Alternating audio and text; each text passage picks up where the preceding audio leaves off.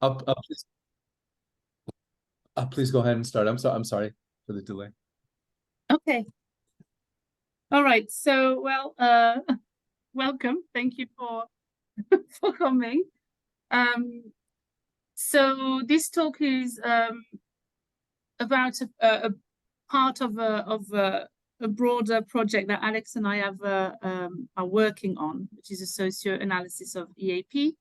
We're both at the University of Leeds, but started this project when I was in Singapore. So we were interested in seeing, in analyzing and making sense of a field that is very different in different locations. So we're just going to talk about these things, making sense of the field. And in this collaboration, we had some discussions about how to keep sight of the social and the discourse. We used Bourdieu's field theory and SFL. And we'll just talk about the narrative of origins as part of the results. Do you both know about EAP? This was just for anyone who might not be familiar with the term. In Asia, you might see it as EMI or academic literacies. It's an interesting field because it's quite ill-defined in terms of qualifications of the practitioners, in terms of knowledge base, the scope of our work. The legitimation is also somehow often oriented towards the agent's social capital rather than epistemic. And it is associated with English global spread, imperialism, internationalization, and so on.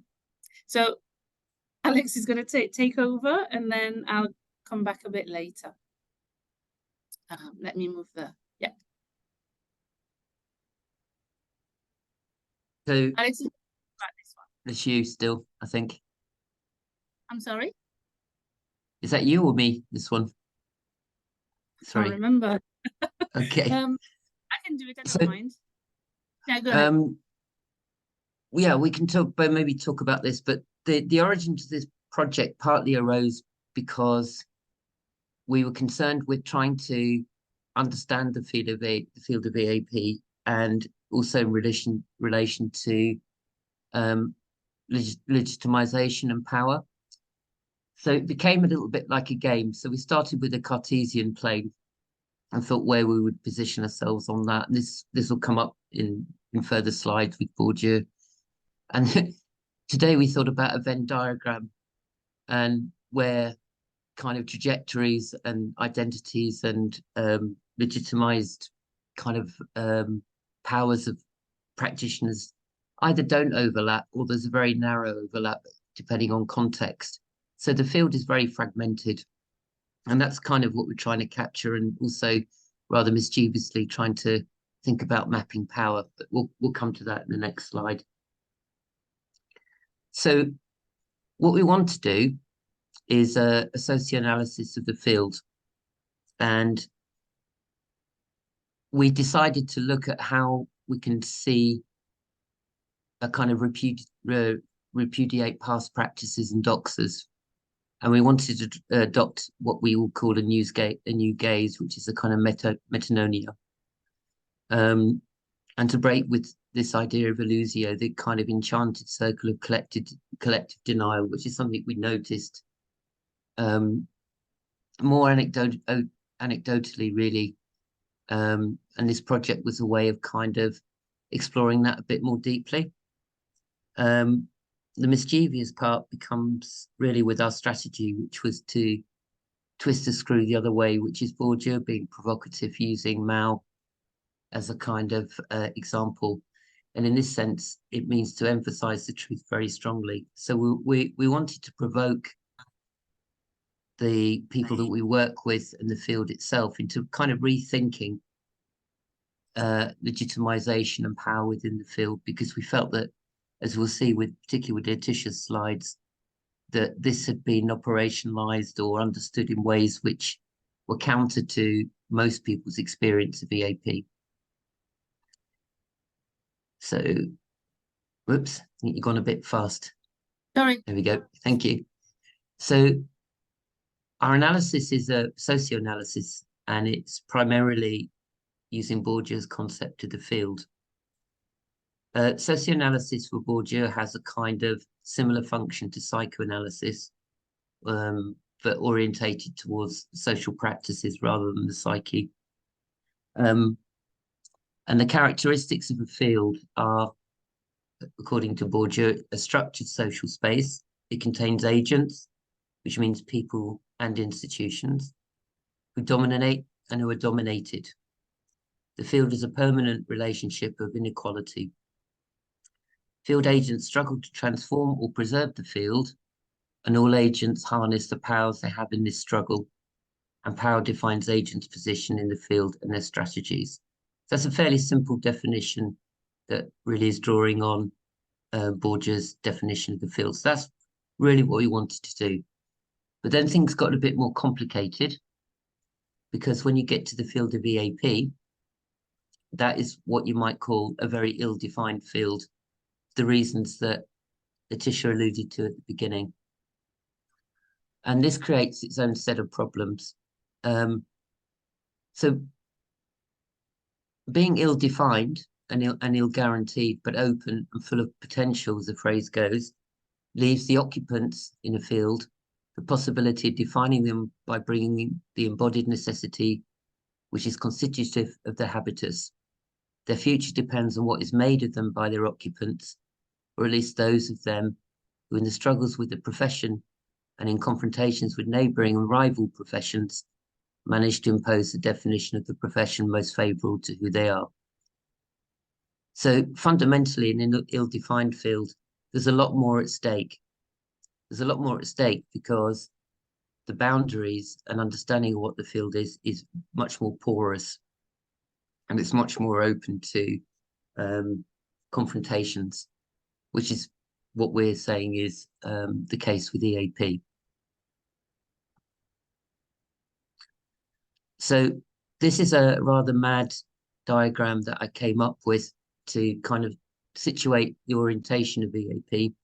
And at the centre, you've got the field of EAP, where traditionally EAP looks outwards towards the disciplinary cultures and values of the disciplines that they, and I use the word advisedly, serve, the epistemologies of disciplines and the genres and discourse, which is a more familiar aspect of EAP, the kind of communication and language demands. And this is orientated outwards towards understanding academia. What it doesn't have is, on the left-hand side of the diagram, a reflexive understanding of the culture and values of EAP itself, the epistemologies of EAP, and also the genres and discourses that kind of are privileged within EAP itself. So there is a kind of blindness to the operations that EAP tries to perform on the disciplines, they don't do unto themselves. And this gives rise to all sorts of misunderstandings. So a lot of our work is orientated towards particularly understanding the culture and values of EAP. But all three areas are of distinct importance because of that lack of reflexivity. So this work builds on, is part of a larger piece of work where we will publish next year a book on agency and identity in English for academic purposes, which draws on different theoretical frameworks, not just Bourdieu, but all sorts of other ones that we've edited. And that includes practices and practitioners from very diverse contexts, from Pakistan, from Canada, South Africa, Zimbabwe, Hong Kong, the UK, and various other places. And that was quite a rich experience of trying to understand what EAP means for various people under various kind of constraints. The other piece of work, which is coming out next year, is the work that Letitia and I are doing, which is called Reconfiguring Language in Higher Education. So we're looking at issues around social justice, ethics, and practices, looking primarily at in the first part of the book at different ontologies of language and how these can lead us in various directions in relation to social justice ethics and practices, and misguided ones in our view. So it's part of a much bigger piece of work. And then over to you. Okay. Thank you. All right. So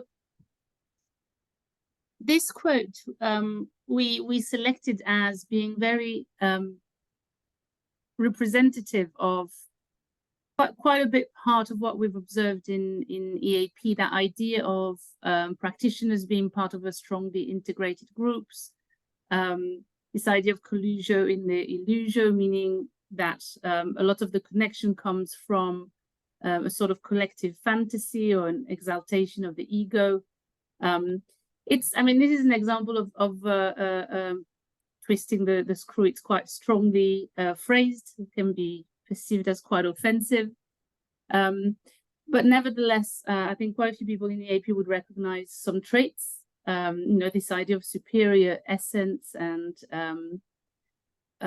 a group that is gelled through affinities of habitus. This is certainly something that I observed in my experience working in Hong Kong. Obviously not all of my colleagues, but a sizable part. So we have several research questions, but the one we'll look at it today is the sort of culture of determinants that have shaped the values of the field, the different positionings. So taking from Bourdieu the term, the narrative of origins about the AP practitioners. So we looked at these types of texts, some professional blogs, theses that explore the origin of the field. Obituaries are very interesting to represent what is valued in a field. And we were looking for anything that constructs the EAP practitioner's identity and legitimacy, and in particular looking at the beginning of careers of luminaries in the field. So before looking at the results, just a bit about Bourdieu language and SFL. Bourdieu has written a lot about language. He sees language as key to symbolic representation, a main mediator in social reproduction. The next two quotes echo SFL concepts quite well, looking from above and from below. The idea that language carries with it all the doxa and interest of a field, or that the whole social structure is present in each interaction. The concept of control as well from SFL is somewhat present in Bourdieu's discussion of language as world making. There's a lot of agreement as well on the potential of language in pedagogic action, for example, as a liberating force. But if you are interested in reading more about how they align or differ, you can have a look at Hassan's response to Bourdieu's misunderstanding about linguistics. I'm not putting this in quotes because she's quite right. Bourdieu is very, very dismissive of linguistics, but he dismisses it as a homogeneous field and seems to consider only formal or Chomskyan type of linguistics. So he's also right in dismissing that, but they kind of so for anyone interested, you can read that text by Hassan. It's really, really, really good. His methodology, and that we're taking Homo academicus as an example because it's very close to what we're trying to do. Only Bourdieu was looking at his own field in the 1960s in France, so in order to do this, he looked at, so he uses MCA, so that just measures different types of characteristics about various capitals. But he also uses discourse analysis. In Homo academicus, for example, there's analysis of students' evaluations. So depending on where the students are positioned in the previous analysis, then the way they are viewed by their tutors is analyzed.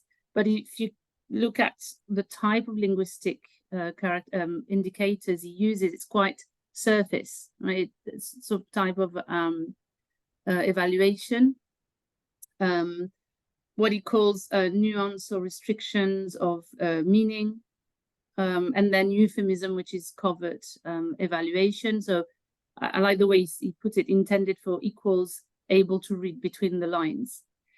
So he doesn't have access to a whole architecture that would enable him to relate his concepts into discourse in a more systematic way. So that's what we were trying to do. We're not obviously the only ones, but we started first. So from field theory, we looked at critical discourse analysis, and in particular DHA, because we wanted to look at the historical evolution. Social actor theory is really helpful for doing this. In fact, Van Leeuwen refers to Bourdieu's work quite a lot, but this different ways of representing social actors, exclusion, role allocation, and so on. So the whole social actor network is very useful for doing this. And then we went all the way to linguistic realizations. So engaging those types of resources, and inspired by the type of work from Bartlett or Annabel Lukin. Okay, so we'll show you the results. So we looked at those narratives of origins, which are about representing and legitimizing social actors. Bourdieu describes those as, stories that constitute a field's heritage, that frame our understanding, shape our habitus. And of course, they're very useful as an insight into what makes agents legitimate, and what has become common sense for many of us in EAP. And we found three main narratives of legitimation and different types of actors that we classified into high priests and missionaries and diplomats. So some of these words come from Homo academicus, but not all of them. So the first narrative is practitioners' mobility. So when you read obituaries or any of these texts that go over the luminaries' start in the field, you tend to find this what Pennycook has called expansionist rhetoric. So these long lists of countries, but also those economic and cultural motives around those stories.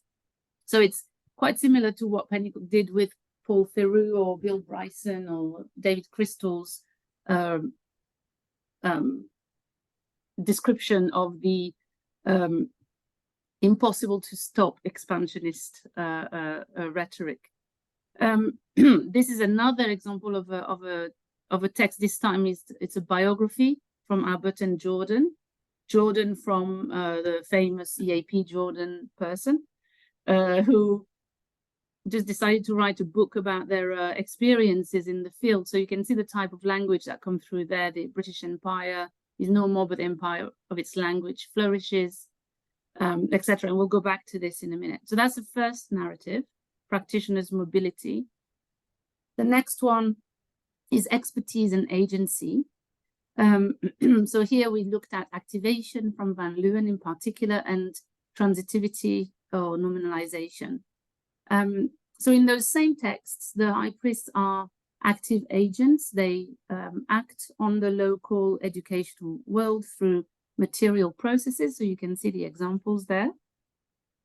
They're also, when they are not active, they are what Van Leeuwen calls beneficialized, passivated social actors.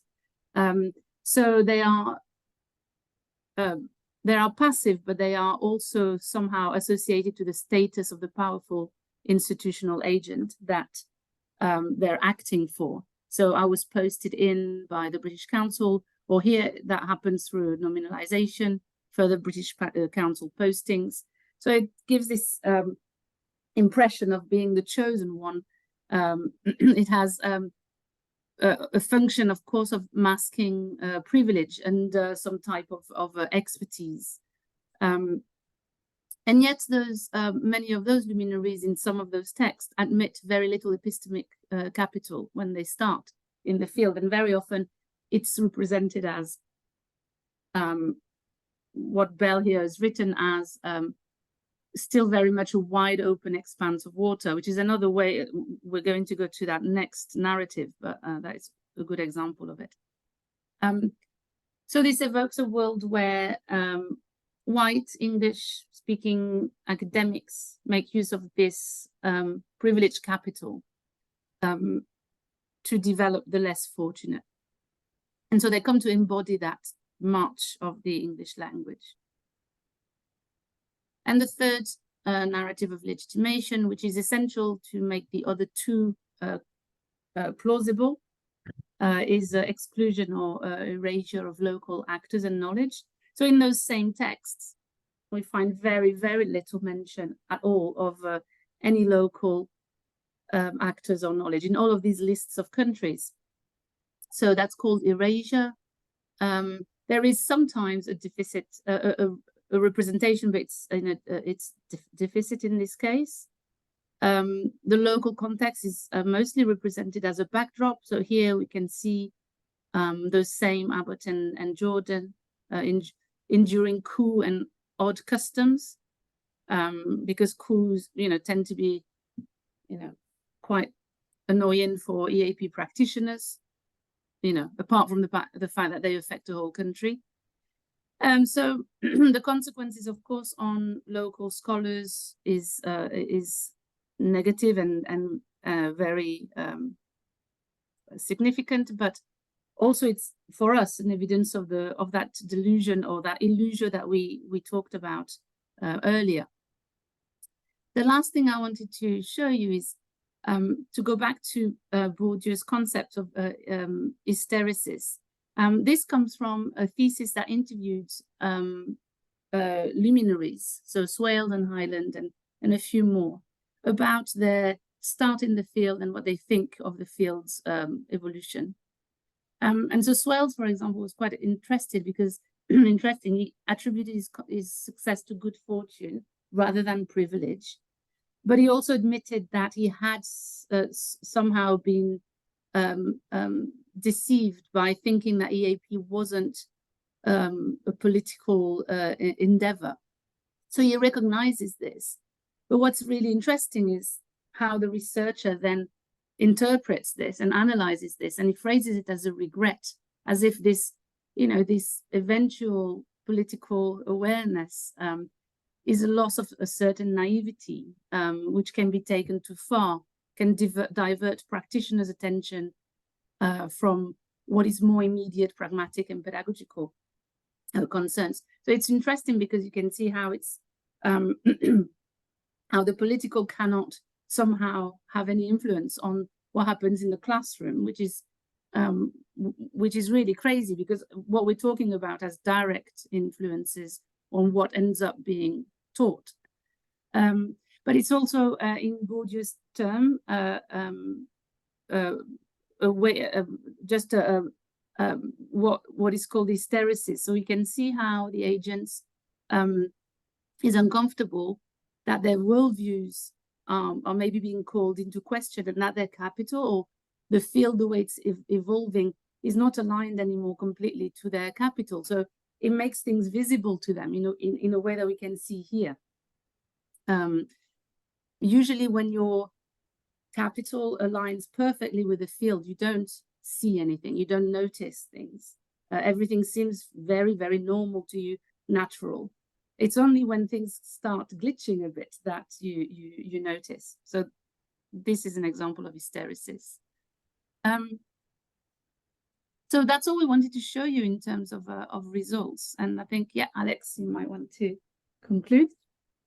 Well, what we thought we were trying to do really was to provoke our colleagues through our writings within EAP to get them to rethink, and really to go from a kind of collective amnesia, in a sense, to really, and nemesis is a kind of evoke is the notion of evoking or to begin to remember. So we're really trying to reconstruct the history of EAP, because it's a way of undoing all of the orthodoxies and all of the illusions and taken for granted and the unsaid that we feel that dominates EAP. And it's a way of beginning to start to resist and rebuild EAP on more ethical grounds.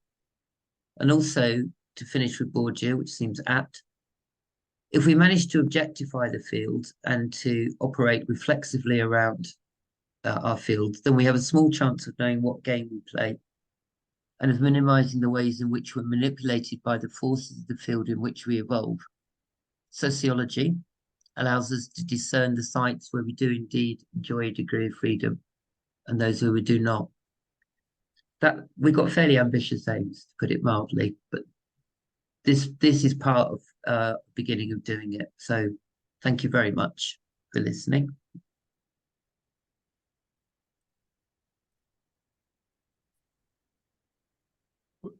Would anybody like to ask questions? Please feel free to turn your mic on.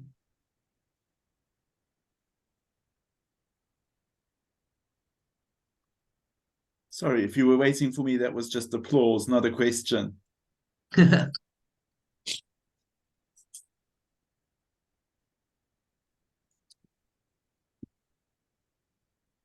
A comment from me, but that was really informative, and I'm going to be looking for your works. So I'm very interested in teacher identity too. So I'll stop sharing. Yes, I was just wondering, Patrick, whether in Japan you would recognize some of the things we mentioned today. I don't know. I'm not familiar with the AP in Japan. I'm just getting started here, but I think a little bit. Maybe becoming part of the community is kind of hard. I'm an instructor. I'm not a tenure track professor, so I'm kind of looking at it from the outside. Yeah. Hello, Daniel. Good morning from sunny Singapore. More a comment, really. Thanks for a great talk. I think that the work that you guys are doing is very inspiring, and it's very inspiring for me, sort of where I'm at the moment, and sort of taking, helping me realize that, you know, the work that you're doing is really, really important, and recognizing it sort of gives me inspiration for my own work and my own PhD. So I just wanted to say thank you very much to you and to Alex, yeah, keep up the awesome work. Well, we'll be meeting soon, Daniel. Thank you for coming. It's really lovely. Really appreciate it. And looking forward to hearing more about your PhD, of course. What is it, midnight in your neck of the woods? Yeah, 2 o'clock? pretty much, yeah. Goodness. Okay. I think one of the perhaps the powerful parts of what we've done is not so much what we found, although I think for our field it's important, but it's when you bring two very powerful theories to work together. I think it amplifies both the impact of SFL, because it gives it a much more obvious social orientation than perhaps SFL appears at times. And without SFL, Bourdieu is missing the ability really to kind of do that kind of linguistic analysis. Mm-hmm. So although they're not obligatory as a pairing, but I think they amplify the kind of affordances of each theory. And talking to Letitia about this has helped. Well, it's helped open my eyes to aspects that, you know, of expertise that she brings. And I hope that the kind of my obsession with Bourdieu has kind of allowed Letitia to see things slightly differently as well, I hope. So I think I'm quite keen on bringing social theory to kind of more linguistic. I know it's there already, but I think this example was particularly useful for us.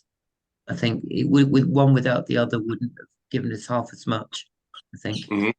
Yeah, definitely. I think it situates us more within with a slightly different purpose than perhaps what we normally see within the field. In the field with a sort of narrow focus or limited interaction with agents beyond those that might be directly in the classroom. Yeah.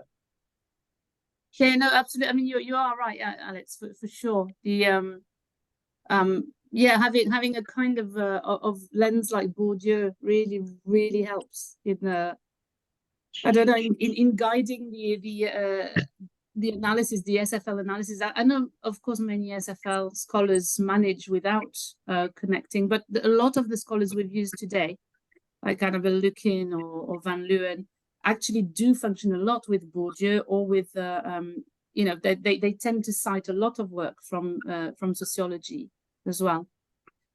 Definitely. Well, So, I think there's you know, a need to reach beyond sometimes SFL, because SFL can have, as we're all well aware, it can have a certain impact straight away.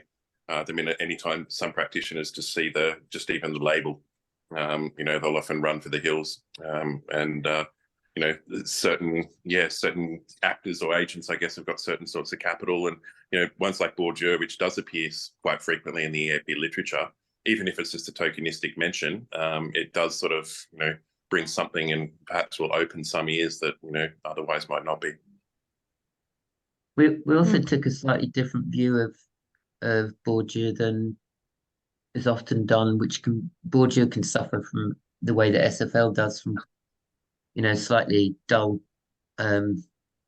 replications of studies and so on. But we took more from Bourdieu the kind of rhetorical flourishes. So his underlying purpose is to objectify the conditions in which knowledge are produced. And to do that, you have to operate with a rhetoric which wakes people up because of the doxers and the taken for granted. So you have to operate in a way that's quite polemical and scientific at the same time. And I find that quite enjoyable because I'm probably quite good at the polemics. I'm more naturally inclined to that. But SFL provides that kind of really good grounding in evidence, which Bourdieu can do as well. But I think the two together. But it's more the twisting the screw the other way or twisting the stick the other way is really trying to alert people to the structural inequalities that are consistently present in the field, and to be able to do something about it, but to do it in a very objective way, not to do it kind of through polemics, but use a polemical style which operates with quite objective data. So it's quite an interesting experiment, if you like. Yes. You do say objective, Alex. You say objective. You say objective, but I know you're going to put a few noses out of joint. Yeah. Yeah, exactly. Well, The truth can be quite uncomfortable. I don't think our next presenter is here. I'm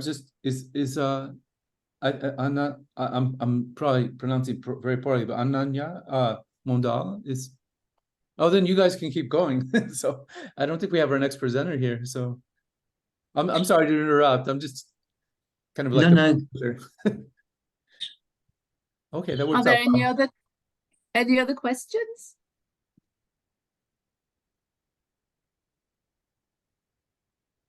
No? Okay. Well, maybe it's time for. I was going to say maybe it's time for bed, Letitia, but that could be interpreted completely the wrong way. We're not in the same building or anything. But sorry. It's time for bed in the UK. Yes. Yeah. I'm very interested in teacher identity. Could you give suggestions on how to encourage positive teacher identity development? I'm sorry, I don't know much about the fields that's why it's so fascinating for me. I'm learning so much from you. But positive teacher identity development. I think it comes through developing the kinds of capital that Bourdieu talks about, cultural capital in particular. So positive identity comes through developing the kind of capitals that have power within the university. So EAP practitioners, or as you called yourself, just an instructor compared to the tenured, you tend to be positioned in a field which is quite peripheral. So developing the kind of cultural capital through writing, through scholarship, and developing that allows you to have more agency and power within institutions. They're still restricted, but as you develop that, I think you develop the kind of agency where you begin to get noticed and you begin to have some influence. So I think rather than talking about particular facets of identity, I think it's having the cultural capital that allows you to have a voice, really, and to make changes in institutional changes to do with social justice or practices. I don't know what Letitia thinks, but those are the kind of facets of identity I think are the most powerful and the most disabling when you don't have them.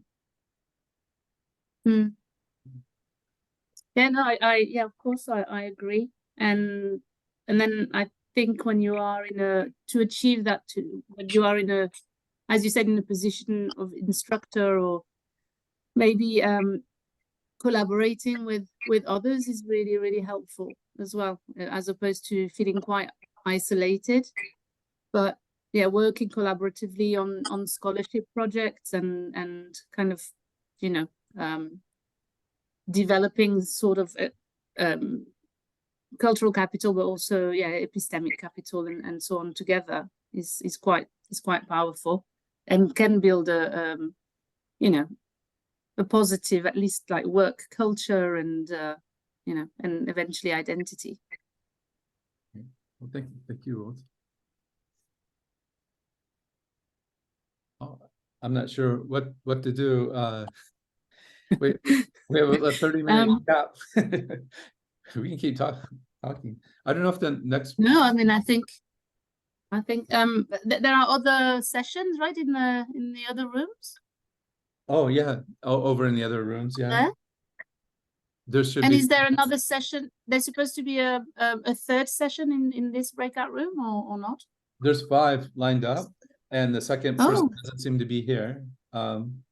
So we've got the 30-minute gap. Well, I don't know if they want to start early or.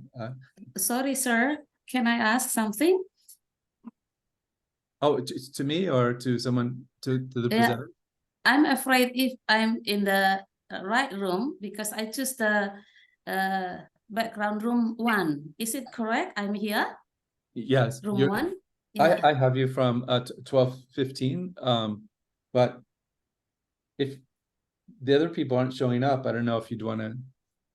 Oh, I see. That So would what set the other time? people back, though. So what time will I present mine? Because in Indonesia now it's 7:56. Let's see. 7:56 in Indonesia, but based on the schedule at 10:15. Oh yeah, So, yeah. Hobart time. I guess time in Australia is. yeah. They're going by. So it's correct. I'm in this room, and then the time relating to the Yes, you're in the correct room. I see. Thank you. Oh, you're welcome. Okay, I'm going to vanish, I think, because it's I turn into a pumpkin in 3 minutes. I see. Thank you. Thank you so much. See you. Good night. I'm very, very happy to be among you.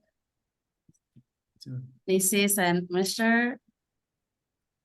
I have read your books, Mr. Patrick Mannion and Alex. Yeah, I'm so proud to be here and then see you, even though from online. Thank you so much. And thank you for the presenter, Lita. That's very interesting. So how can I get your article? Oh, I'll just put my email address here if you want, see. and then you can contact me, and I'll send you what I can. So some of this is not published yet, but yeah, if you want to send me your email, I'll send you something. Okay, thank you. Thank you.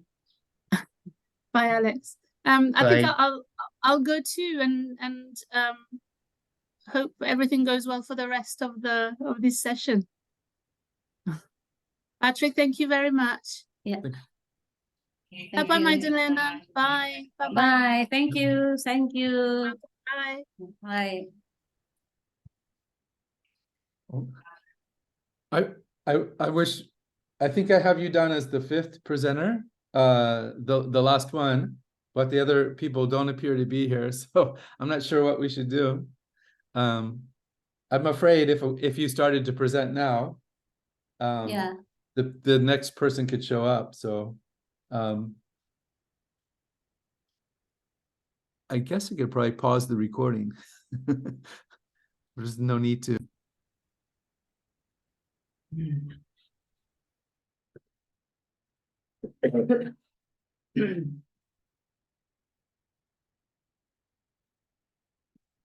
Can you all see my screen? Yes? Yes. All right. So, just going to start.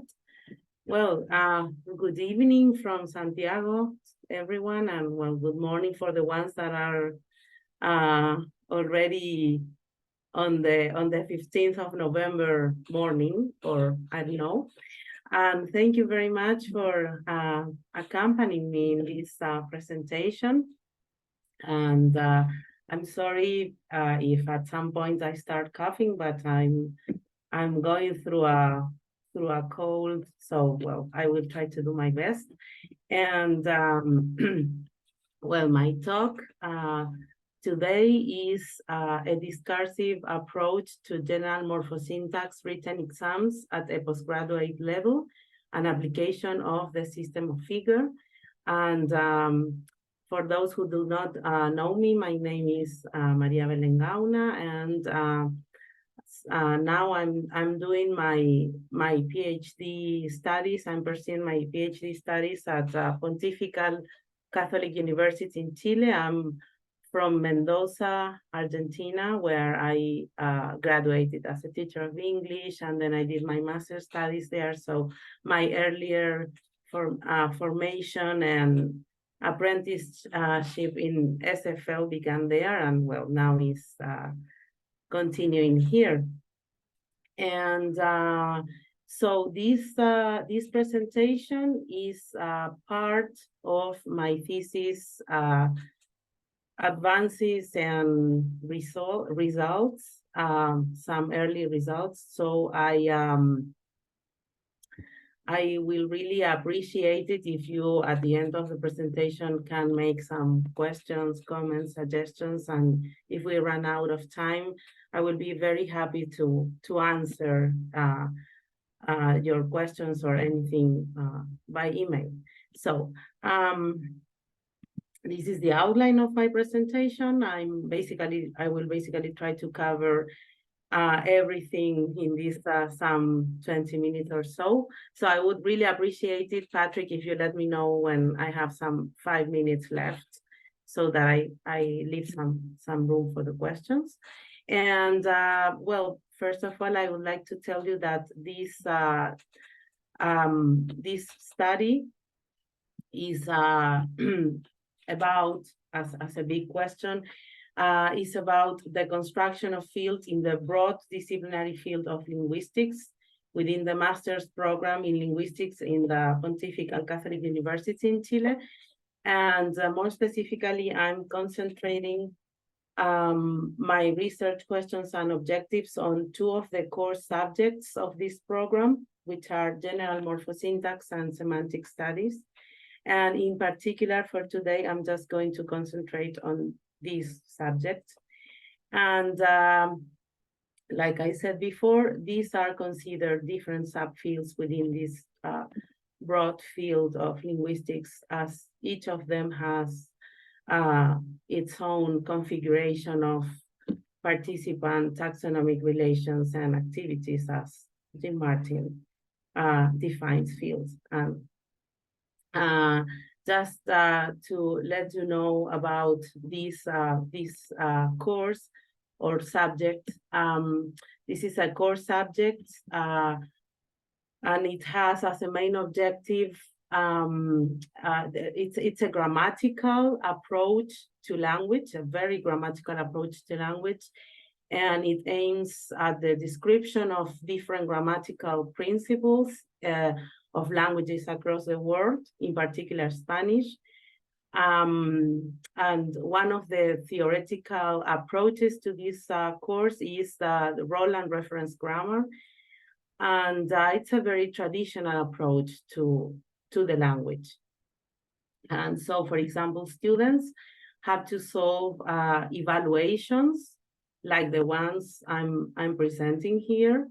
They have to solve some open questions, such as this one, in which they are given, for example, a table like the one you see here on the screen, with a list of sentences, in this case in Hungarian, translated into Spanish, and then based on those sets of data, they have to do the following tasks: find all the relevant morphemes, specify its signifier and its meanings, indicate whether they are roots, derivational morphemes, or inflectional morphemes, and in the case of the latter two, specify the type of affix in relation to its position. If there are allomorphs for a morpheme, state them and hypothesize on the conditions of appearance of the allomorphs if relevant. So we can see that there are several activities that encompass different types of skills that students need to master in order to succeed in this course, such as observation of items, classification of items, and then provide explanations. So they have to, in some way, offer their line of reasoning. And these, of course, skills at the level of field are translated into different types of activities, and of course have some sets of particular taxonomic relations, participants, entities. So the perspective I'm adopting in order to approach this study is the ideational perspective, to the discourse of sciences that in systemic functional linguistics has had a very large tradition of studies that have devoted to the exploration of the discourse of different disciplines such as geography, history, social sciences in general, math, physics, etc. And they have been explored from different perspectives in the model of systemic functional linguistics, from the lexicogrammatical level, from discourse semantics. But recently, there has been a work that has been in particular illuminating, and it is that of Bai-Jing Hao, who has studied the ideation and discourse semantic approach to the construction of biology at an undergraduate level. And this has proved to be a very big contribution to the theory, because she has developed certain discourse semantic, ideation and discourse semantic toolkits that are very revealing in order to discover certain patterns in texts that enable us to describe different aspects of the discourse semantic, but through an interstratal way. So we just, she offers a trinocular perspective from above, field, from around, well, discourse semantic systems that I'm going to refer to now, and then from below at the level of lexicogrammar. So from this work, she has illuminated many different works in Spanish, in particular in the Chilean context, and for example, the construction of literature and sociology, or connection in the discourse of history in Chilean high school, or an approach to the solemn in law. Solemn are typical genres from the discipline of law. So from this perspective, many different works have been carried out or conducted, and we have adopted this same line. And in this line, the purpose of my presentation today is to show how different patterns of figures in the discourse semantic stratum reveal types of taxonomies and ways of doing in the field of general morphosyntax in written exams.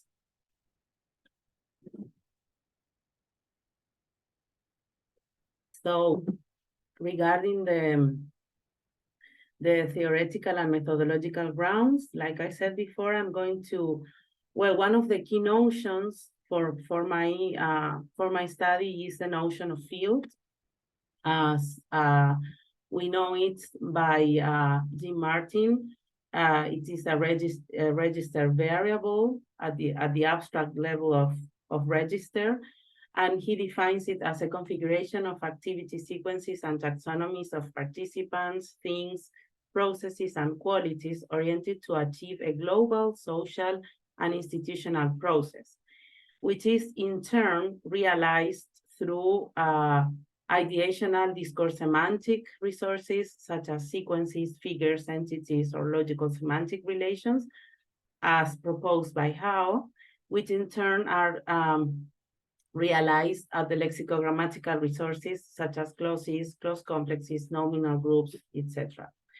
As the focus of my study is on the discourse semantic mostly, this is going to be my level from below, and then from the patterns I find at the discourse semantic level, I'll be jumping to the field stratum. And basically what I'm going to do is to find ideational discourse semantic patterns in the text. So the text is going to be the unit of analysis. And another interesting key concept that I'm adopting for my study has to do with this notion of academic field as proposed by Hood, in which in her study she finds these two notions in relation to the concept of field and disciplines, the notion of field of research and the notion of the field of the object of study. And she describes these two different notions as the field of research being this field in which the researcher brings the experience of the world, he or she recontextualizes, and then projects it or represents it in the phenomena under the study, which is the object of study. So in this process of recontextualization or resemiotization is where the discipline comes up, or the disciplinary field or academic field, as she names. So based on these concepts, I began to ask questions such as, what does it mean to do morphosyntax? Which activities take place in morphosyntax? What taxonomic relations are construed in morphosyntax? So regarding the methodology for the analysis of my data, like I said before, I'm following that proposed by Howe, which basically begins at the discourse semantic level. In this case, now I'm presenting what I have found in terms of figures, that is patterns of figure types that can be identified in the discourse, to then be able to offer some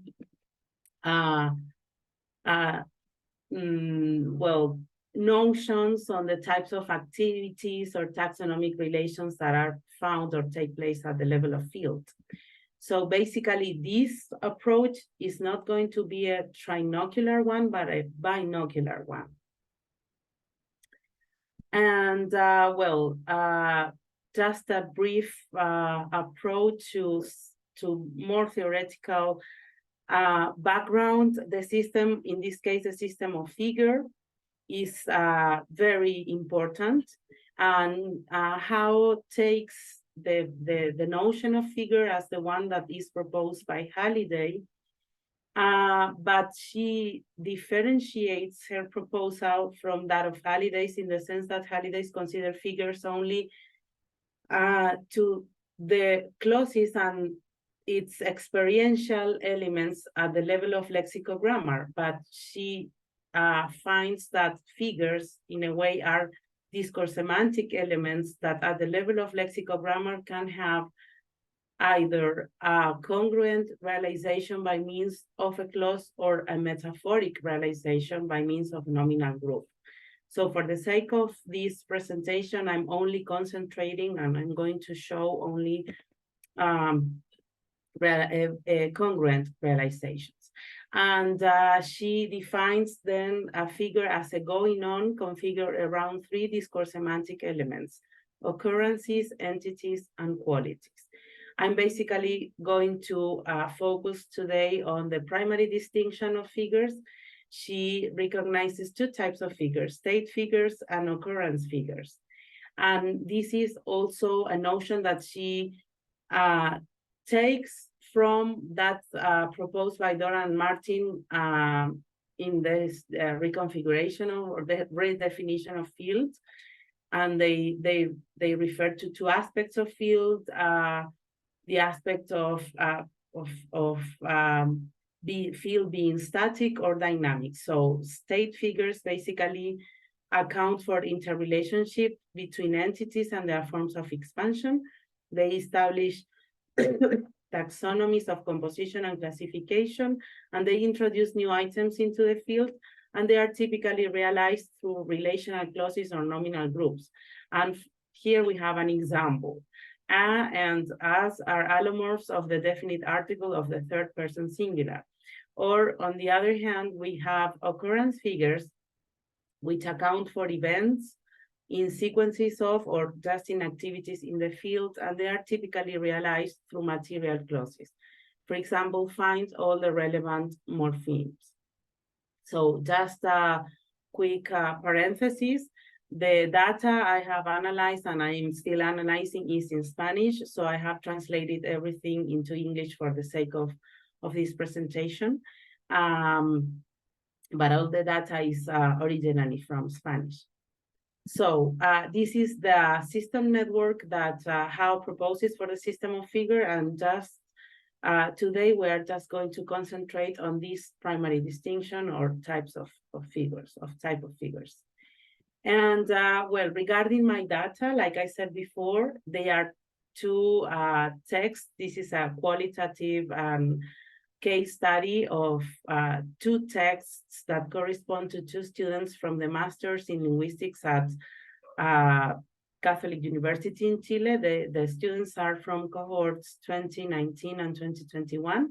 These are evaluative works, highly qualified, equal or above 80%. And well, they are final written tests, like I said before. So now we are going to the results and discussions, which is the most interesting part of the presentation.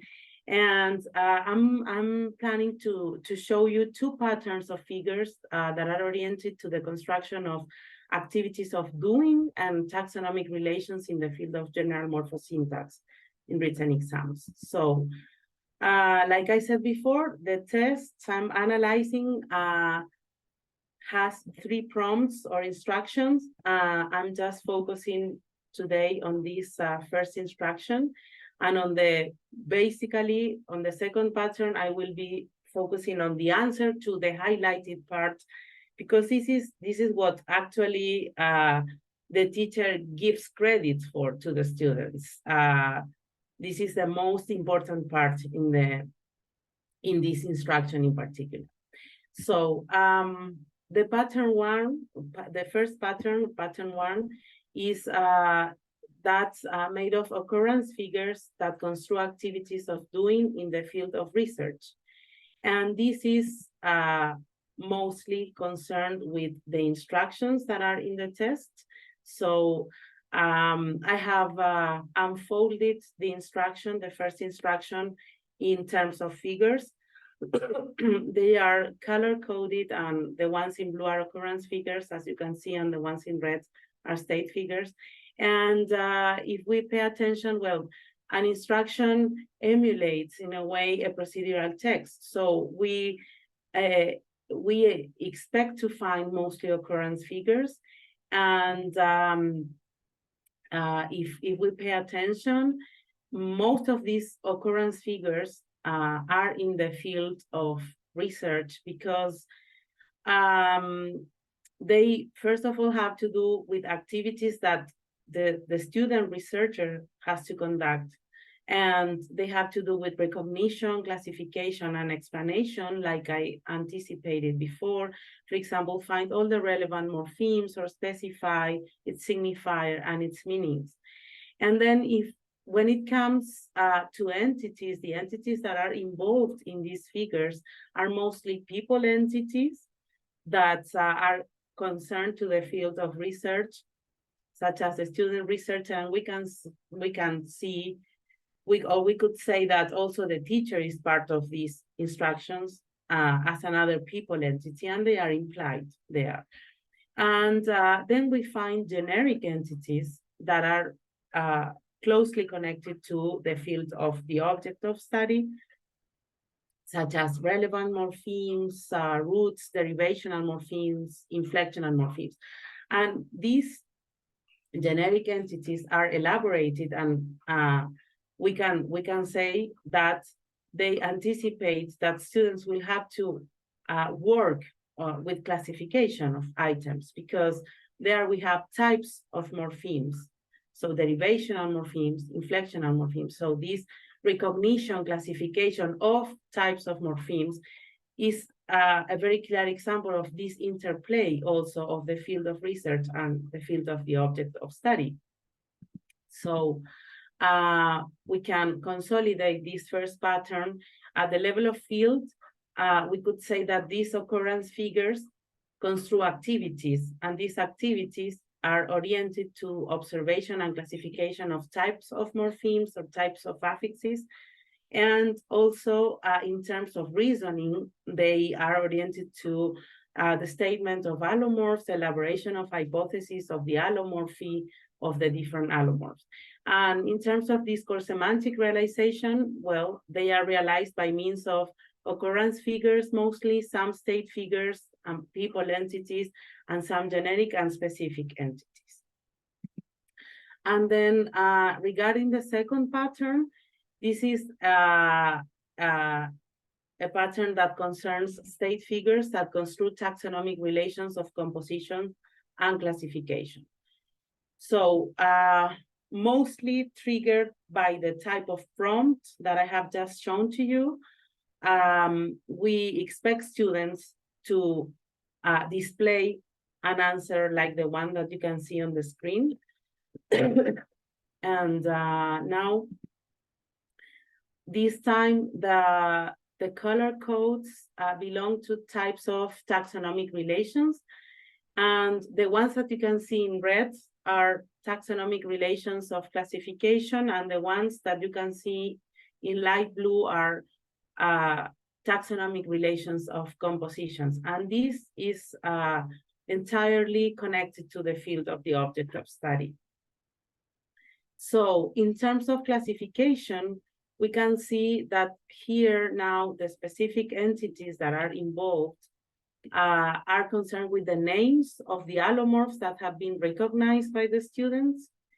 And it's not just the names of the allomorphs, but also the type of allomorph, the class of allomorph they belong to. So we can see the elaboration of these generic entities, such as allomorphs of the third person singular, or allomorphs of the definite article, and allomorphs of the dative case suffix that attach to nominal roots. But what is interesting here, the same happens of course, with, well, and as, or neck and neck, yes. But what is interesting here is what happens in terms of taxonomic relations of composition, because these allomorphs, an allomorph is in theoretical terms in this field, is an alternative realization of a morpheme given certain conditions of some type. So in this case, the conditions of these allomorphs, or for these allomorphs to take place, are phonological conditions. So if certain conditions take place, then the allomorphs exist. And these conditions are made up of at least two conditionals or two circumstances that indicate certain conditions, and then the allomorph. So for example, in the case of a and as, if the noun which they determine begins with a vowel, so then the allomorph a takes place. But if the noun begins with a consonant, then as takes place. And the same with neck and neck. So what we have here is interesting in the sense that it is composition, the taxonomic relation that boosts classification to take place. So this is some sort of pilot representation of this taxonomic relation of composition. So the reasons for the allomorphy are made up of two conditions. Condition one, if the noun they determine begins with a consonant, then a, or condition two, if the noun they determine begin with a vowel, then as. So like I said before, it is composition, in this case, the conditions of allomorphy, the one that determines classes of allomorphs. So a and as are allomorphs of the third person singular of the definite article. So since allomorphs exist due to certain phonological conditions, classification depends on composition in this field. So this pattern too, of state figures oriented to taxonomic relations of composition and classification can be consolidated in this way. So at the level of field, we have taxonomic relations that have been mostly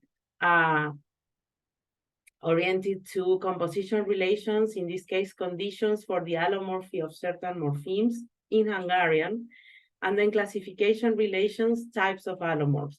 And the discourse semantic realization of these taxonomic relations are state figures, generic and specific entities in both cases. So as conclusions, we can say that the role of figures in the construction of field in general, and in this field in particular, is a large role, which goes beyond just being able to see whether the field is mostly static or dynamic. More than that, this discourse semantic resource offers and sheds light in terms of the types of activities or types of taxonomic relations that can be construed in a particular field. In this case, the field of general morphosyntax. So in terms of activity, we can see that there are activities of doing, so which types of activities are expected to take place in general morphosyntax? Well, observation and classification of types of morpheme, types of affixes, and then in terms of reasoning statements for of allomorphs, and elaboration of hypotheses of the allomorphy. And how are they realized? By means of occurrence figures, state figures, people entities, generic and specific entities. And in terms of taxonomic relations, well, composition relations that have to do with conditions for allomorphy of certain morphemes, or classification relations that have to do with types of allomorphs. And again, they are realized by means of state figures mostly, and generic and specific entities. And like I said before, In terms of activities of doing, that is mostly related to the field of research, and in terms of taxonomic relations, in this case, this is mostly concerned to the object of study. But in a way, we can say that there is an interplay between field of research and field of object of study, as proposed by Hood. And in the field of research, we have mostly these activities that I have just mentioned, that they project, in this case, in the object of study, these types of taxonomic relations. And this is part of the field of general morphosyntax in this particular prompt and in this particular answer. There are many more that many more that are very interesting that I have found. And in terms of activities by means of figures and connections that display certain sequences. But what is interesting about this toolkit is that not only does it allow us to describe the discourse of a particular discipline, but it also helps us raise awareness for students, for example, in this case, future students that want to engage in this linguistic program, of what to expect from this course, these different subjects, which besides the type of, genres that they have to produce, but what is going on in these different genres. So in the case of these open questions test, okay, they have to do these type of activities, they have to master this level of technicalities, these concepts. So this is what I wanted to share today with you, and I hope you have been able to follow me. So thank you very much. And well, I don't know if for some reason I cannot see you. I guess I have to probably. Is there a participants button at the bottom? If you click on it, do people appear? Yeah, but I still have, like, maybe if I stop sharing, I don't want to stop sharing, but I can't find the bottom to see you all. I mean, to change the view, the configuration. So maybe I'm going to stop sharing there. Yeah. Okay, so, and I come back now to the presentation and put it, if in case you have some questions. I don't know if we have questions, time for questions.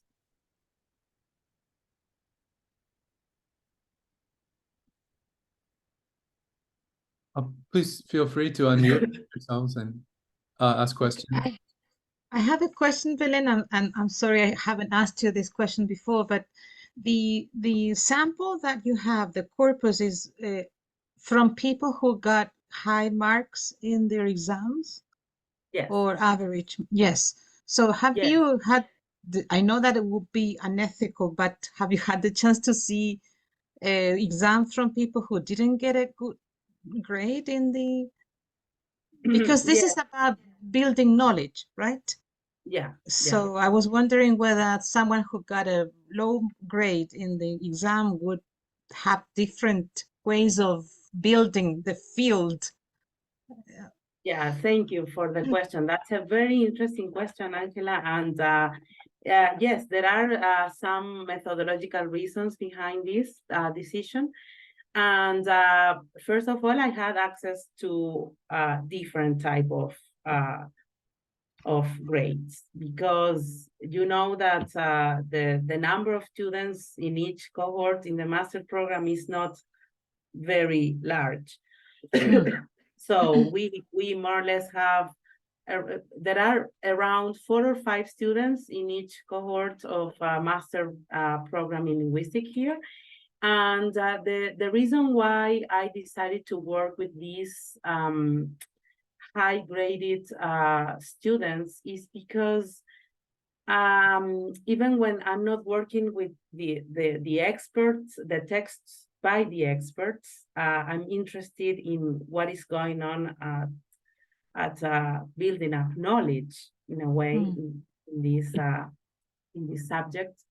But still is advisable to work with texts that can somehow approach to the experts. And I guess that has been my criteria for making this decision. But I think it's always interesting to, well, for projections and further studies, if we have you know, more enthusiastic and energies to always, I don't know, explore something new, establish comparisons maybe among these weaker students and these stronger students. Yes, Thank thank you, you. Belén. You're welcome.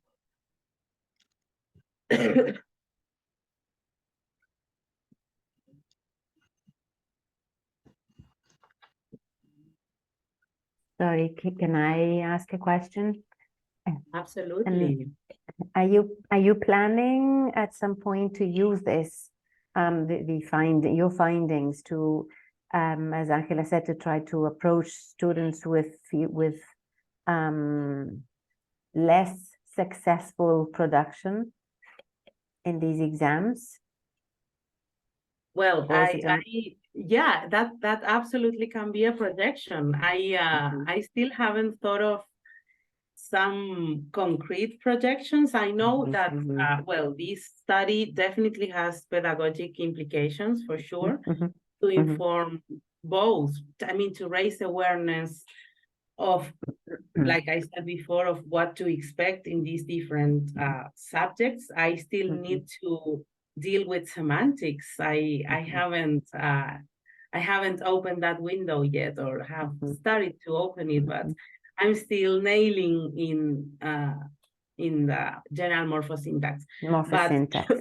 But I think that it would be a very insightful and useful idea, and I think a next step to consider other productions of students.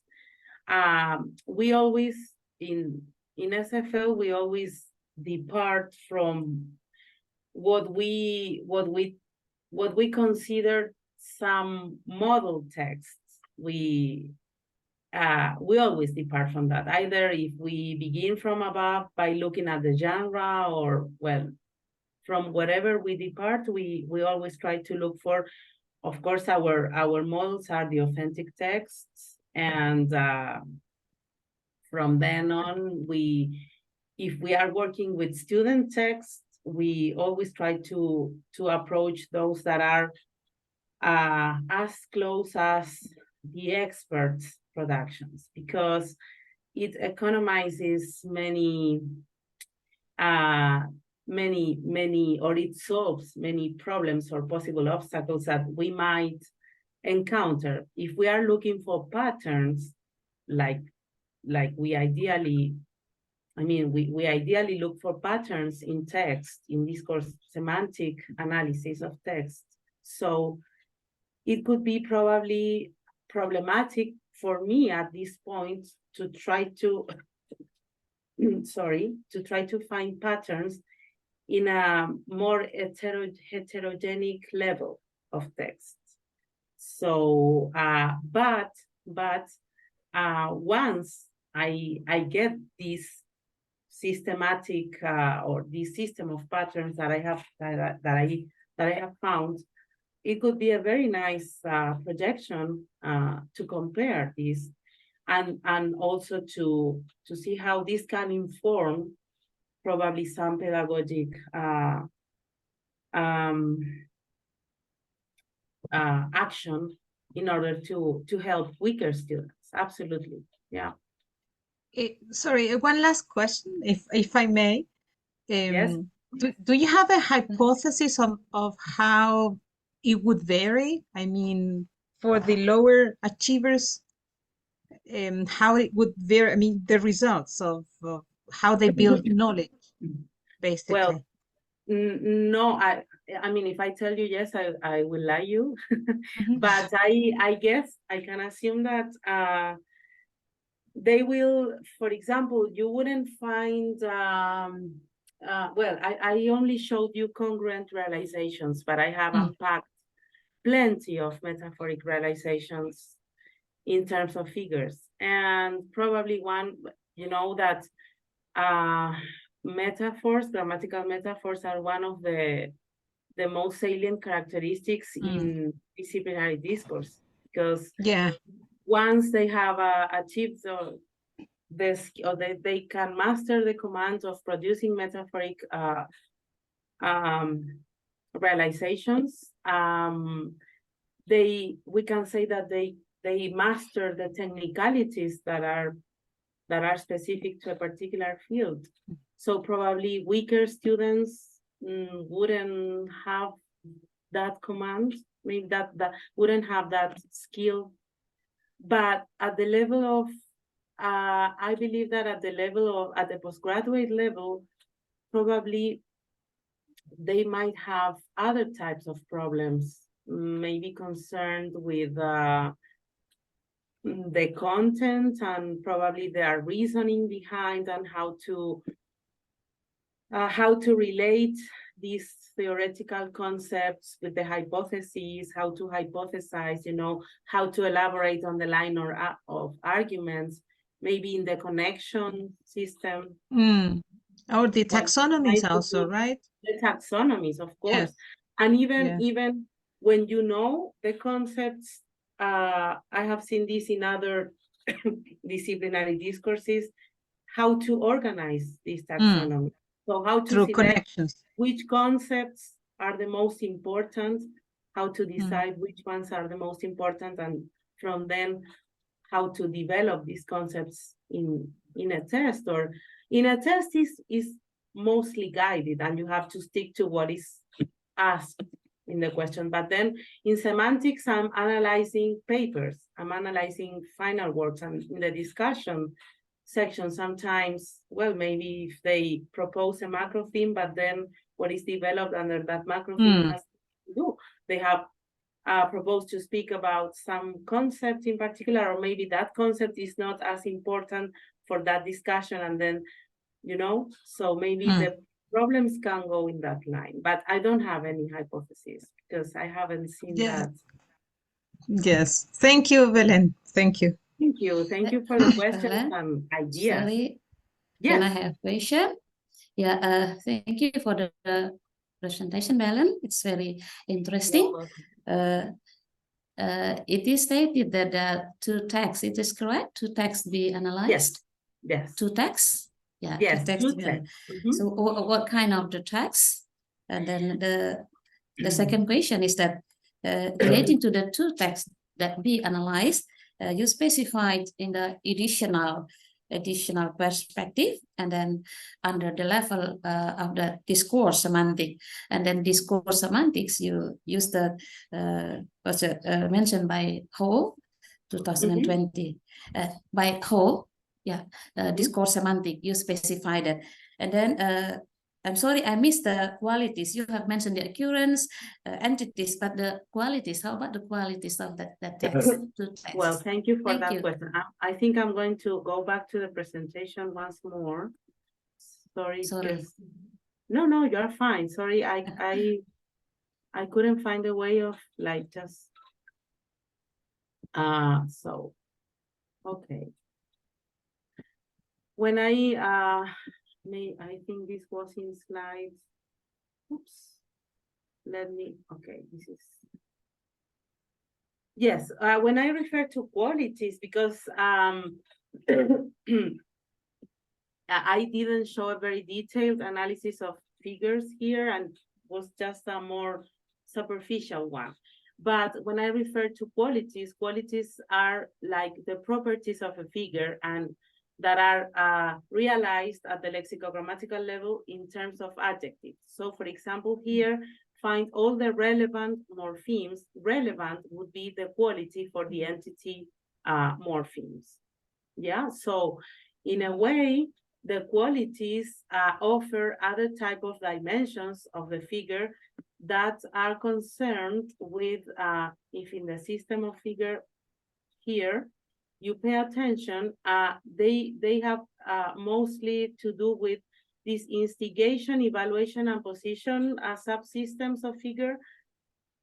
Are systems that how names them as augmentation of the figure, because they increase in a way the meaning that the figure has to offer. So this quality would be mostly related to the subsystem of evaluation, which in turn is related to the system of appraisal. And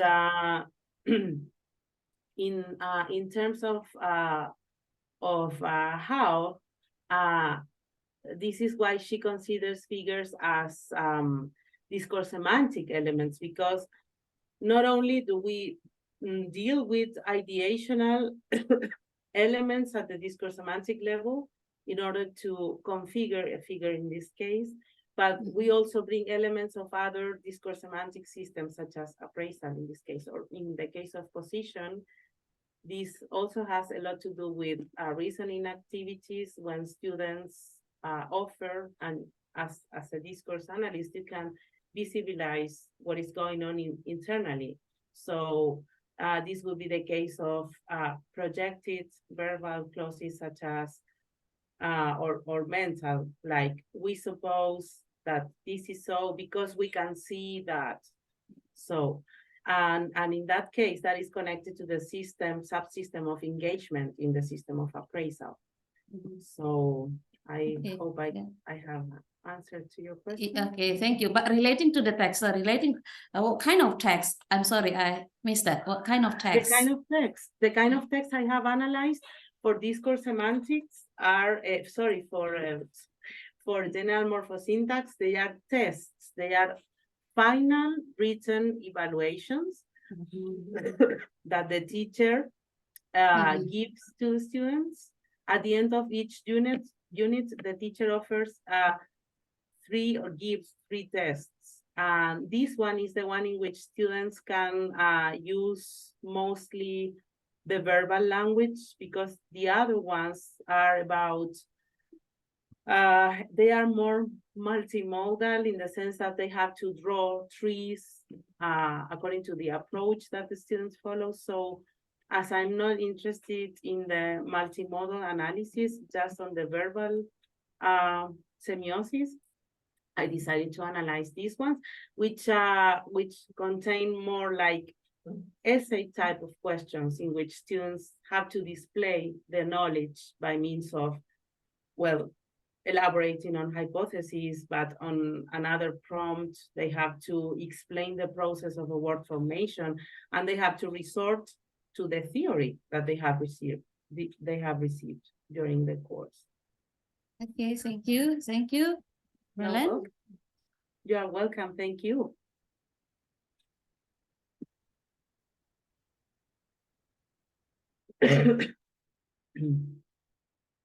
That was, thank you so much. That was a very informative presentation. Thank you, Patrick. My pleasure.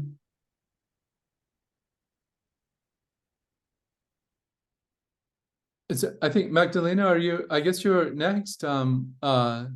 It's a few minutes early. I don't know if you want to start now or I'm happy. okay.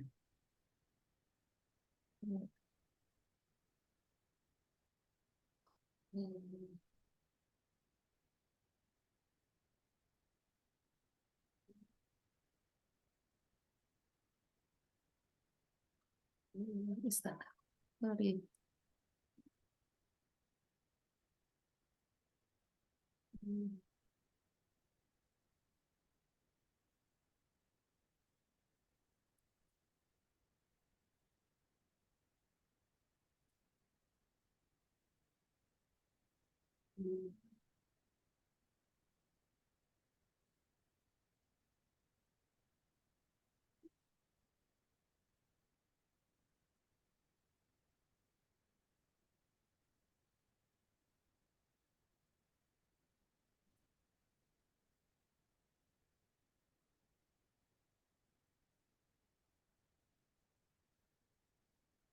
Yeah.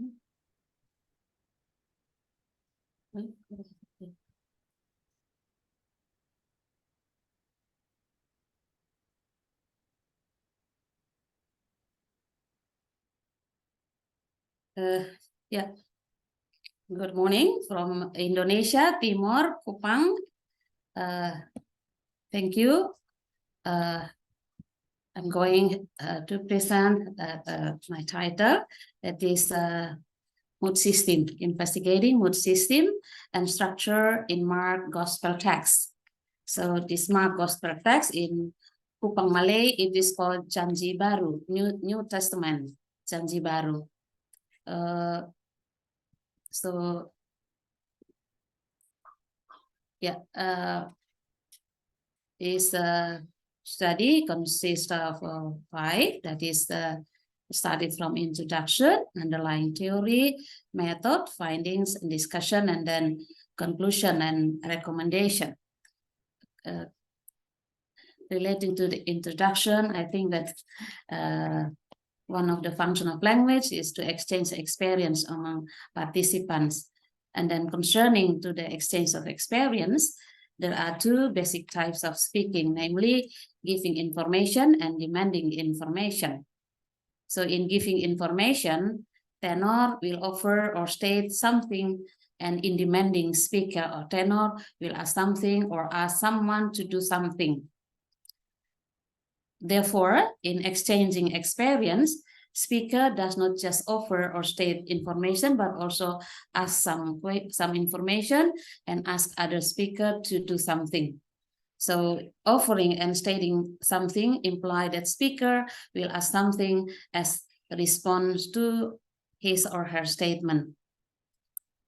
There are 2 questions that are going to be discussed in this writing or this study. The first one is what are the mood system of structure of text in Mark Gospel of Kupang Malay language? And then how does mood realize interpersonal metafunction of meaning?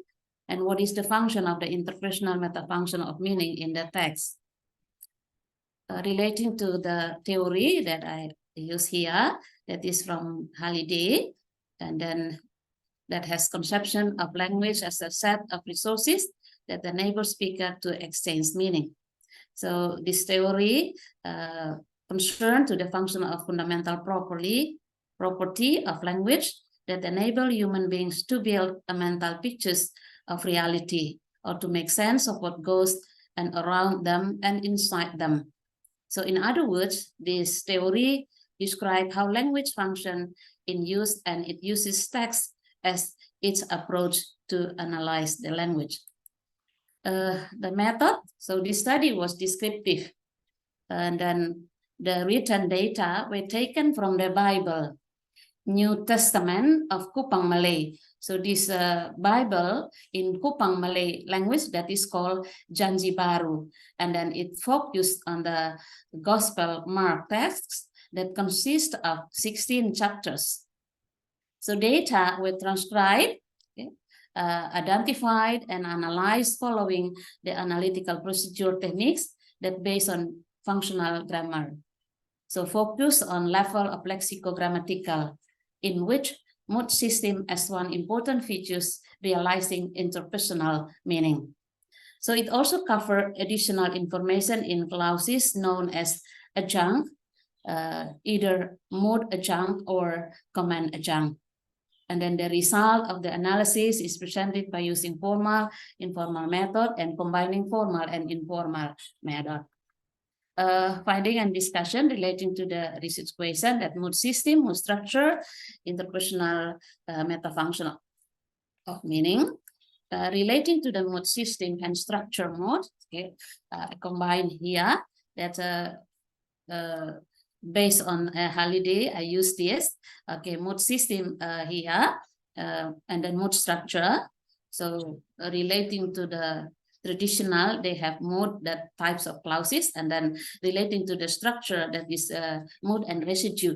So here, mood system and mood structure, so indicative and imperative. So in indicative, that's a declarative and interrogative.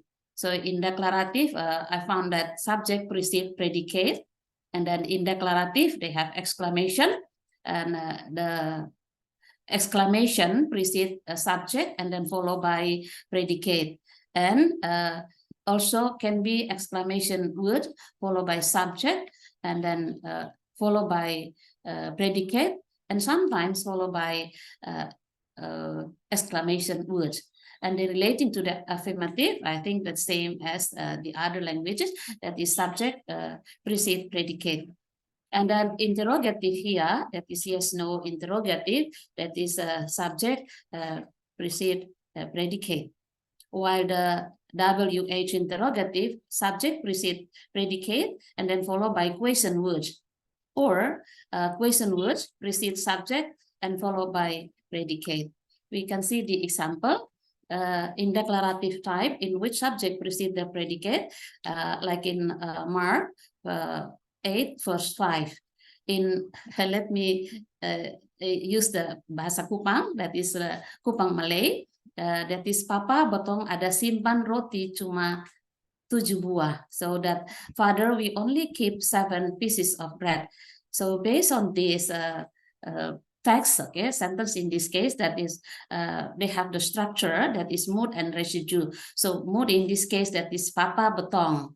Papa Botong, okay, we, and then residue here, that predicate and complement, that is keep, okay, ada simpan in bahasa Kupang or Kupang Malay, roti cuma 7 buah, that is bread only 7 pieces. So here we have that subject, predicate and complement, and then the structure of this, that is mood and residue. That's especially for declarative.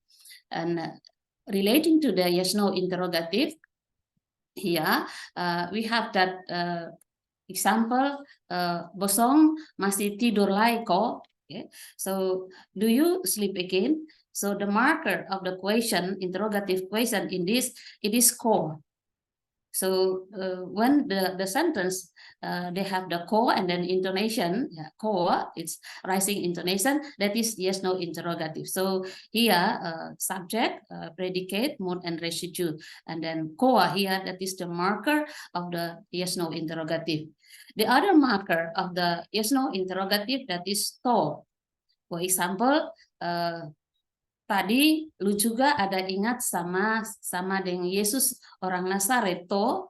So to here, okay, that is the marker for interrogative type. So we have the here mood and residue. So at the time you were also with Jesus from Nazareth. So the intonation to is rising. That's the same as core is rising. That when they have the core and to here, that is relating to the interrogative question. We come to the WH interrogative. So here, subject precede predicate and followed by question words, or sometimes question words precede the subject and followed by predicate. We can see the example. What did Father say? So in Mark 8 verse 16, Bapak tua omong apa itu? So here we have the question word what here, that is Bapak tua omong apa itu? Apa here, that is question words, that is what did Father say? So when we have this question words, we can see that question words apa, that is at the end of this sentence. The other, when we have the when we put the question words in front, for example, aku rangko besong binta tunda heran. So aku rang, that is why. Okay, why do you ask a sign? So question word here precede subject and followed by predicate. The other, that can be question words at the end of that sentence.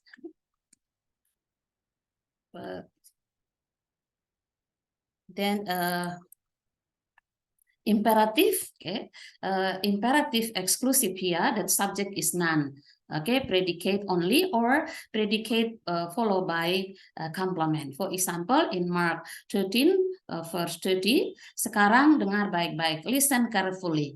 So listen baik-baik, okay, listen, and then here just have predicate. And the other, bikin mati sang dia.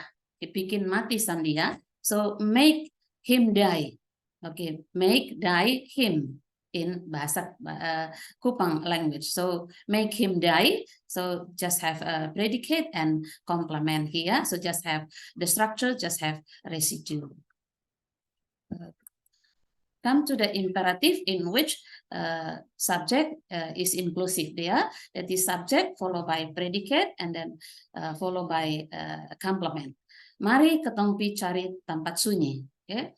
Mari ketong, that's let's, pi cari tempat sunyi, tanpa, pi cari, that is predicate, tanpa sunyi, sunyi, that is complement. So the structure here, that is mode, ketong, and then pi cari tanpa sunyi, that is predicate, complement, that's the structure of residue. So mode and residue, the structure of that is mode and residue in which subject, ketong, residue, that is pi cari, tanpa sunyi. Okay. Go to find silent place. That's relating to imperative. And then another exclamation.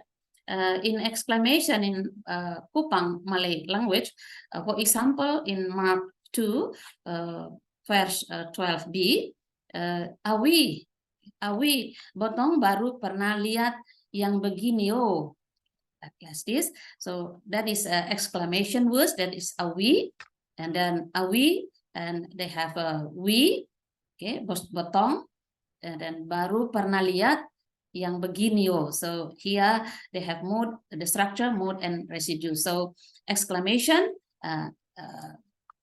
it's a precede, subject, and then followed by predicate. The other, beside the mood clauses, modality. Yeah, modality in text. We find modality, modalization on modality here. They have the words like musti. Okay, they have to. For example, Bayi Elia mesti datang dulu, baru Kristus datang. So here, grandfather Elia must. So in Kupang Malay, they have musti. Okay, must first came, then Christ came. So they have musti. Beside they have musti, they add other modality like betul-betul. Okay, betul-betul. Okay, his life must really like a small people. Okay, so here in Mark 9, verse 39. So beside musti in bahasa Kupang or Kupang Malay, they have other, they add betul-betul, musti betul-betul. That is a modality. Beside musti and musti betul-betul in bahasa Kupang, that must models. The other, they have mangkali. Mangkali, that's a model. Okay, and then the same as boleh. Like in Mark 8, verse 16, mangkali dia omong begitu. So here he might say that. So mangkali here, that is might. And then the other example of that modality here, that is boleh. Okay, boleh. That's a model, boleh. For example, padahal cuma kepala agama sah yang boleh makan. Okay, so they have boleh and mangkali. So based on the clause, though, I found out in modality that used in Kupang Malay, that's modalization, such as mangkali or might be, and musti, and they add that musti betul-betul. So modulation in text concerning to obligation, permission, or inclination are usually by adding word betul-betul to the word must, such as musti betul-betul, or in this case that is must. While modalization in text were analyzed, used by Jesus Christ. Okay, so modalization used by Jesus Christ, and then modulation is used by Jesus followers and Pharisees people.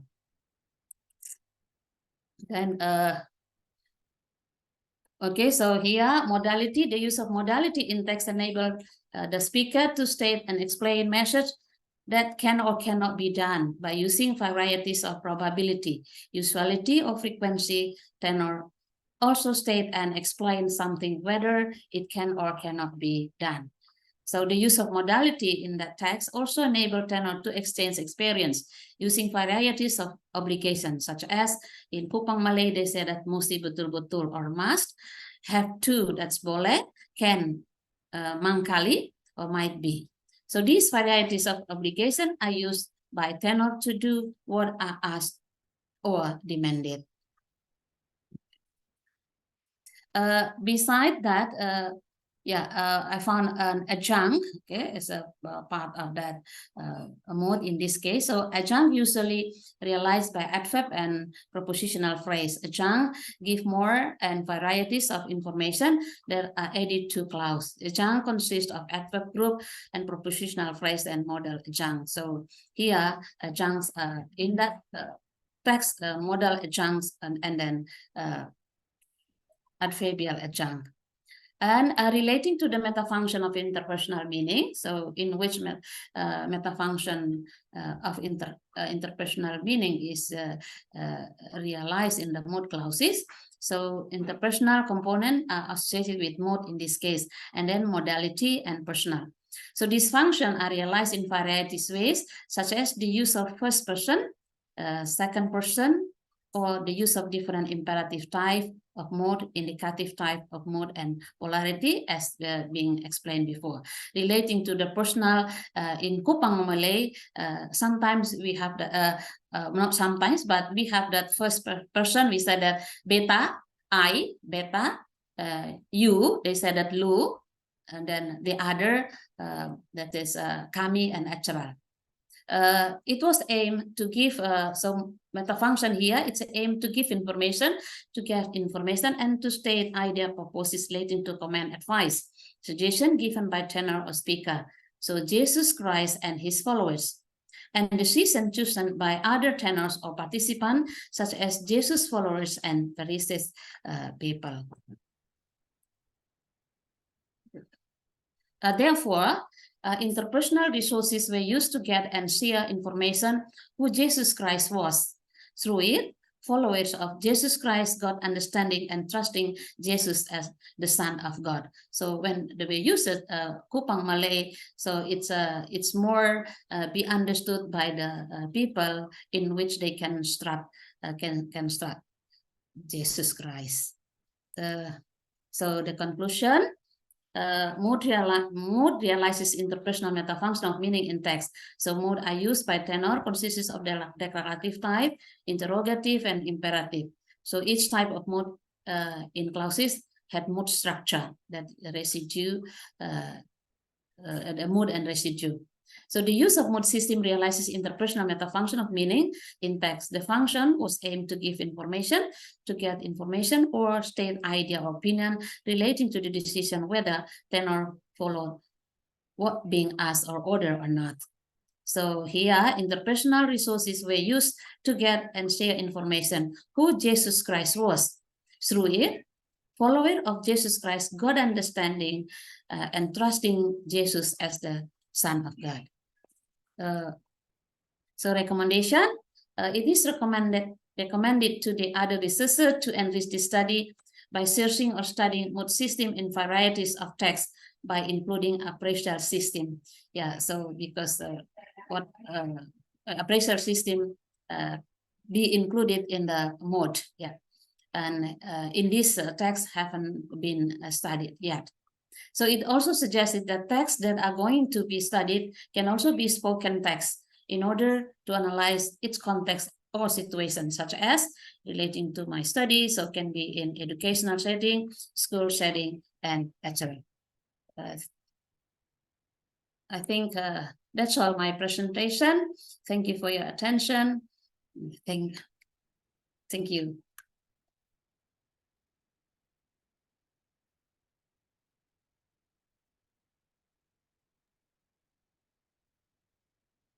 Thank you very much for a very informative presentation. So would anybody like to ask questions? Please feel free to unmute your mics and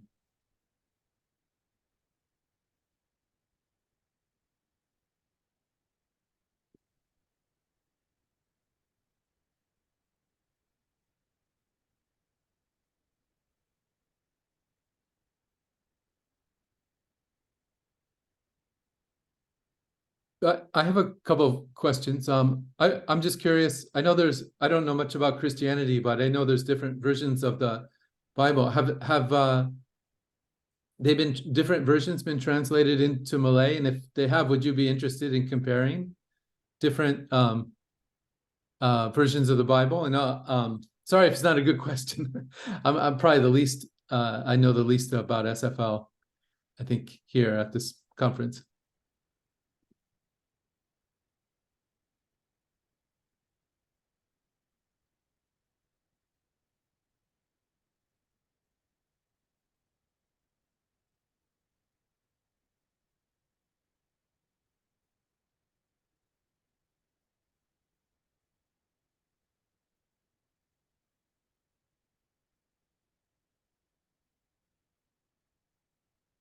Patrick, have you finished the session? Oh yeah. Yes, I'm Oh, sorry. well done. Oh well, we just finished here. Oh, Vin. So question John, time. finished? Yeah. Oh, that's good.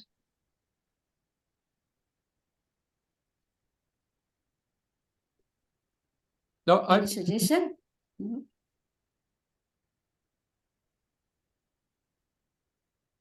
I have a question. It's if compared to English, I'm only familiar with SFL in English. Is the interpersonal meta function, are there challenges or doing it with a language that isn't English? I'm sorry if it's a dumb question, but Yeah, thank you. I think that there is something specific in Kupang Malay language. So in which I have mentioned before that relating to the question, the interrogative, they have that words ko and to. So if you have ko and to, that is a mark for the interrogative. And then relating to the WH question, they can put question words at the end of the sentence, can be and in front of the sentence. So in English, in front of the sentence, but in Kupang Malay, can be in front and can be at the end of the sentence. yeah, that would be part of the mood. Yeah. Okay. Thank you. Thank you.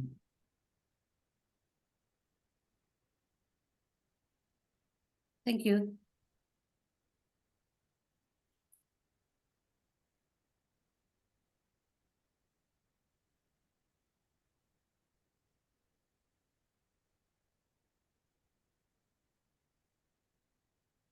Any other questions?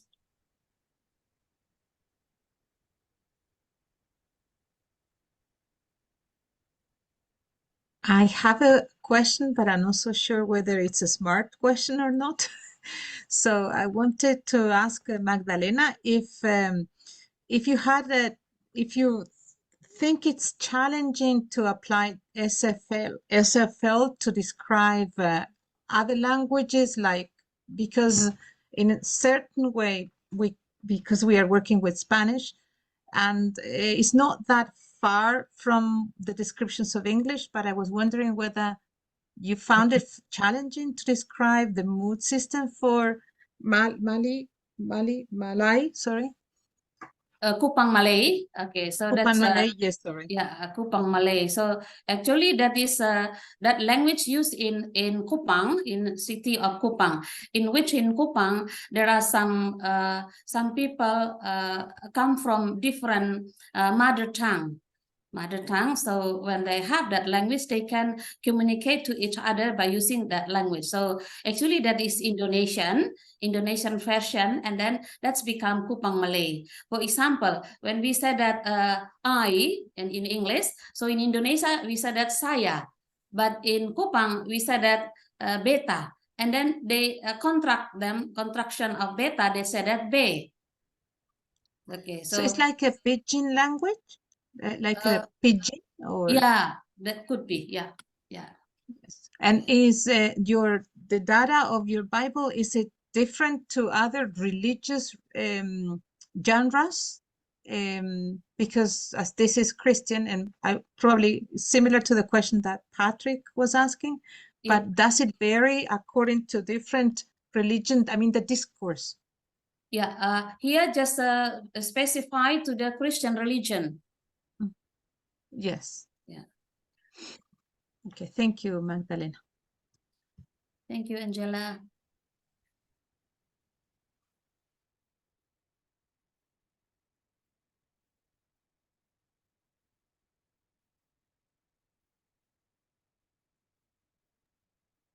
Do you think there might be much variety across different translators?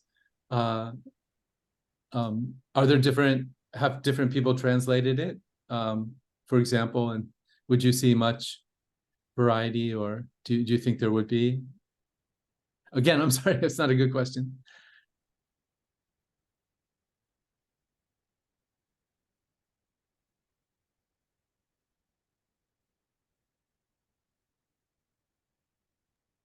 It looked like she frozen.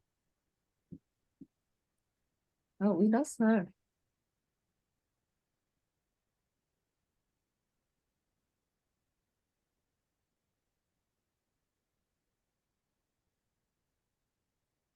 Oh, She's not here. It looks like she's having issue with the internet. oh, Mhm. okay. Oh, hi, Vin. Now, Patrick, thank you for this. So that's the last presentation, right? Yeah, yes, Excellent. they were great presentations. I learned so much from them. They're very impressive. Oh, that's right. Oh, well done, everyone. And so perhaps we can end the session now, right? Or anyone have any further questions? So today we have a longer break, and we will see you all again at 3:30 Hobart Town. Okay. Thank you. So thank you very much, everyone. Thank you, Patrick, and see you. Thank you. Thank you, everyone. Take care. Thank you very Goodbye. much. Goodbye. Bye. Thank you. Bye.